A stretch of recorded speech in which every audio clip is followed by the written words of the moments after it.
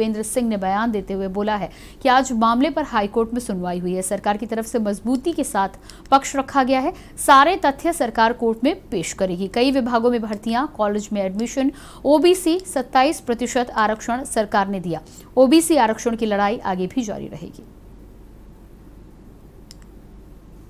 देखिए, आज हाईकोर्ट में सुनवाई है और सरकार की तरफ से मजबूती के साथ पक्ष रखा जा रहा है और सरकार ने ये सारे तथ्य भी सरकार कोर्ट में प्रस्तुत करेगी कि मध्य प्रदेश की सरकार ओबीसी को 27% आरक्षण मिले इसके समर्थन में है और इसीलिए मध्य प्रदेश सरकार ने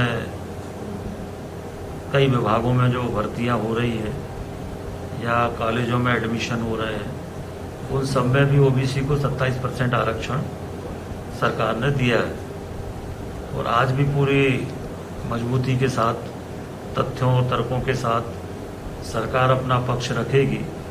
न्यायालय का जो निर्णय आएगा उसके बाद आगे फिर माननीय मुख्यमंत्री जी पार्टी विचार करेगी और आगे फिर जो करना होगा वो करेगी। कलेक्टर कमिश्नर आश्रय नगर के कॉलोनी चौराहे पर उत्साह गणेश मंडल ने भगवान गजानन का विसर्जन जुलूस कॉलोनी चौराहे से बैंड बाजों के साथ प्रारंभ किया, जो कि काले तालाब पर पहुंचा। सभी भक्तों ने भगवान गणेश की आरती कर प्रतिमा का विसर्जन किया, जिसमें मंडल के पंकज यादव, अरविंद गोस्वामी सहित मंडल के सदस्यगण मौजूद रहे।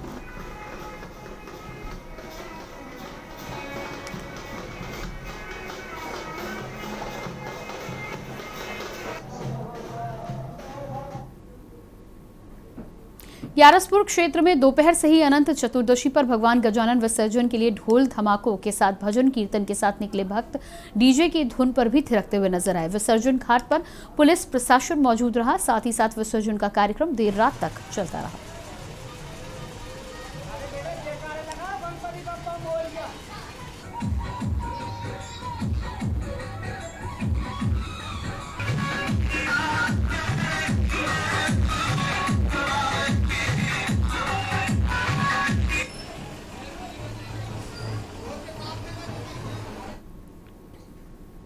मुख्यमंत्री के गृह जिले में अन्नदाताओं की फसलें बर्बाद हो रही हैं। किसानों की फसलें खेतों में खड़ी खड़ी गल रही हैं। ग्यारसपुर जनपद पंचायत के अंतर्गत आने वाले ग्राम पंचायत कोलुआ जागीर के जहां 50 किसानों ने अपनी पीड़ा बताई है, वहीं उनके खेतों पर जाने के लिए एकमात्र रास्ता जो बारिश के चलते जगह जगह पर कमर तक पानी भरा होने की वजह से खराब हो चुका है। खरीफ की फसल, उड़द, सोयाबीन की फसलें खेतों पर खड़ी व कटी रखी हुई फसलें बर्बाद हो रही हैं। फफूंद लग रही है क्योंकि खेत पर पहुंचने के लिए अन्य कोई रास्ता नहीं बचा।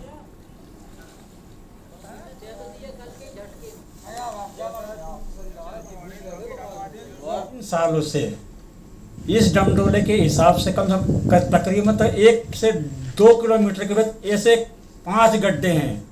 ना तो हम किसानों की फसल आ पाती है, ना ही दवा डाल पाते हैं। अब दवा भी डाल दी जैसे तैसे मार ठोक के।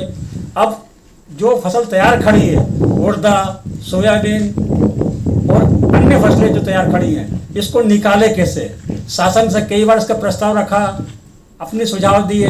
शासन की तरफ से हमें केवल अनुमोदन मिल जाता है कि हाँ आप ये ठीक कर देंगे। बुलेटिन में खबरें अभी और भी हैं, लेकिन पहले रुकेंगे छोटे से ब्रेक के लिए। आप देख रहे हैं के न्यूज़, खबरों का सारथी। सुबह के लिए उड़ चला गैरों की ज़मीं पर, खुशबू अपने पन की ढूंढता। दूर कितना भी जा, इस जुबान से दूर ना जा पाओगे। विमल, बोलो जुबान केसरी।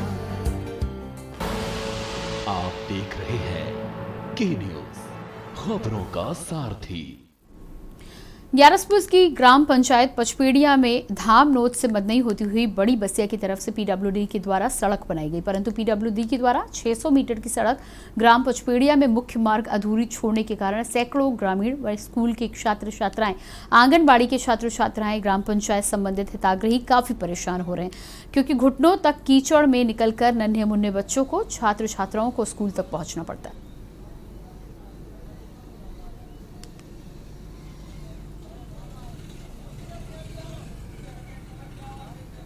भाई साहब, मैं लाल साहब मालवी पचपेड़िया से हूँ, यहीं का पचपेड़िया के निवासी हूँ। और ये हमारा रोड धामनन से लेकर के बसिया तक टोटल क्षतिग्रस्त पड़ा हुआ है। और मेन मार्ग यही हमारा गांव में जाने के लिए, यहीं पंचायत भवन नल से लेकर टोटल समस्याएं हमारी यही आना जाना, बच्चों का स्कूल है, टोटल रास्ता हमारा यही है। और ये इस तरह से पूरा क्षतिग्रस्त पड़ा हुआ है।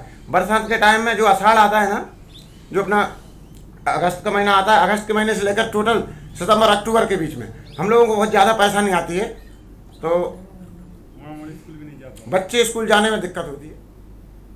सहकारिता को लेकर अब सरकार एक्शन के मोड में है। सीएम भूपेश बघेल ने पाटन विधानसभा के सेलूद गांव में सहकारिता सम्मेलन में शिरकत की।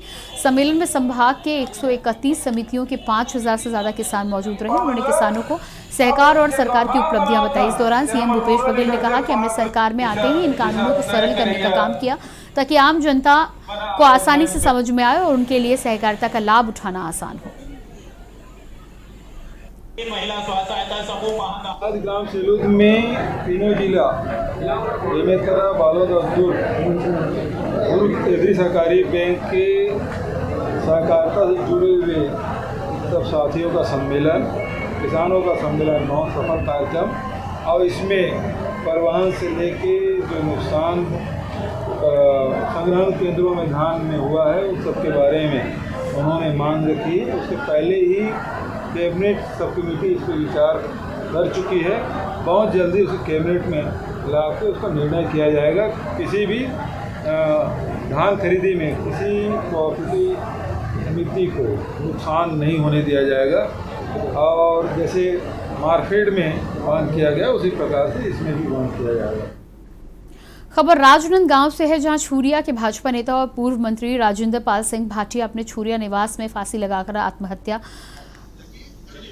उन्होंने की। भारतीय जनता पार्टी की सरकार के प्रथम पंचवर्षीय में डॉक्टर रमन सिंह के मंत्रिमंडल में मंत्री व छत्तीसगढ़ राज्य औद्योगिक विकास निगम के चेयरमैन रहे राजेंद्र पाल सिंह भाटिया ने बीमारी के कारण फांसी लगाकर खुदकुशी कर ली।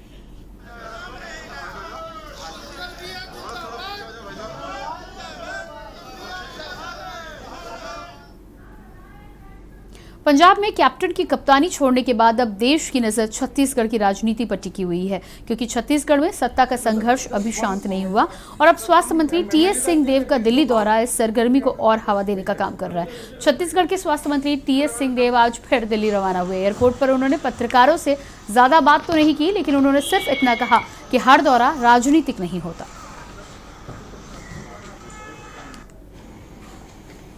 Hello sir, good morning sir. Good morning. अब स्वास्थ्य मंत्री जी किसी को बताते नहीं हैं और बोलते हैं कि मुझे नहीं बोलने के लिए कहा गया है। अब स्वास्थ्य मंत्री और उनके वरिष्ठ नेताओं के बीच क्या बात होती है, राहुल गांधी क्या बोलते हैं, ये किसी को जानकारी नहीं है। सब अनुमान लगाते रहते हैं कि कब क्या होने वाला है, मगर उनके चेहरे को देखकर लगता है कि बड़े आशान्वित हैं। रमन सिंह जी ख्याली पुलाव मत पकाए, वो अपने दल के और अपनी स्थिति को देखे। दूसरे घर में तांग झांक उसे नहीं करना चाहिए। मुख्यमंत्री भूपेश बघेल ने पूर्व मंत्री राजेंद्र पाल सिंह भाटिया के निधन पर गहरा दुख प्रकट किया है। उन्होंने भाटिया के शोक संतप्त परिवारजनों के प्रति संवेदना प्रकट करते हुए उनकी आत्मा की शांति के लिए ईश्वर से प्रार्थना की है। वहीं मुख्यमंत्री भूपेश बघेल ने पूर्व सांसद गोदिल प्रसाद अनुरागी के निधन पर भी गहरा दुख व्यक्त किया है। ईश्वर से उनकी आत्मा की शांति और परिजनों को दुख सहने की शक्ति प्रदान करने की कामना की है। बता दें कि पूर्व मंत्री राजेंद्र पाल सिंह भाटिया ने खुदकुशी करी। पुलिस मामले की जांच कर रही है। पूर्व मंत्री राजेंद्र पाल सिंह ने फांसी लगाकर खुदकुशी की है। वो लंबे समय से बीमारी से जूझ रहे थे। आज हमारे दो पूर्व साथी विधानसभा के, जिसके दुखद खबर मिली, राजेंद्र पाल सिंह भाटिया जिसकी कल मृत्यु हुई, और आज सुबह युद्धवीर जुदेव जी की मृत्यु के समाचार निश्चित रूप से इनके जाने से एक अपूर्णीय क्षति हुई है। खबर बिलाईगढ़ से है, जहां धर्मांतरण के खिलाफ भाजपा पार्टी मोर्चा खोल सड़क पर उतरकर जगह जगह प्रदर्शन करी। ऐसे में बिलाईगढ़ विधानसभा के कांग्रेसी कार्यकर्ताओं और नेताओं ने भाजपा पार्टी के शीर्ष नेता के द्वारा उनके ही पार्टी के स्थानीय नेता को बिलाईगढ़ में आकर उनके सौजन्य से मुलाकात की, जिसको लेकर कांग्रेसियों ने बड़ा आरोप लगाया। कांग्रेसियों ने आरोप लगाते हुए भाजपा पार्टी के नेता को धर्म परिवर्तन के मुख्य स्टार प्रचारक तक बताया। कुछ दिन पूर्व भारतीय जनता पार्टी के वरिष्ठ नेता भाटापारा के विधायक आदरणीय शिवरतन शर्मा जी का बिलाईगढ़ आगमन हुआ था, जिन्होंने उसके 2 दिन पूर्व बलौदा बाजार में बारिश में धर्मांतरण के खिलाफ मार्च निकालकर प्रदर्शन किया था। बिलाईगढ़ उनका आगमन हुआ और बिलाईगढ़ में वो ऐसे नेताओं से मिले जो भारतीय जनता पार्टी के प्रमुख बिलाईगढ़ विधानसभा के नेता हैं, जो मिशनरी के स्टार प्रचारक हैं। उनसे मिलकर उन्होंने क्या जताया, जनता को क्या बताना चाहा, ये हम सबके समझ से बाहर है, कांग्रेस पार्टी की समझ से बाहर है। शिवरतन शर्मा जी और पूरी भारतीय जनता पार्टी आज धर्मांतरण के विरोध में लगातार सड़क पे मुद्दा उठा रही है और कांग्रेस को बदनाम करने की कोशिश कर रही है। और इसी के साथ भारत की बात में इतना ही। बाकी खबरों के लिए देखते रहिए के न्यूज़ इंडिया। नमस्कार।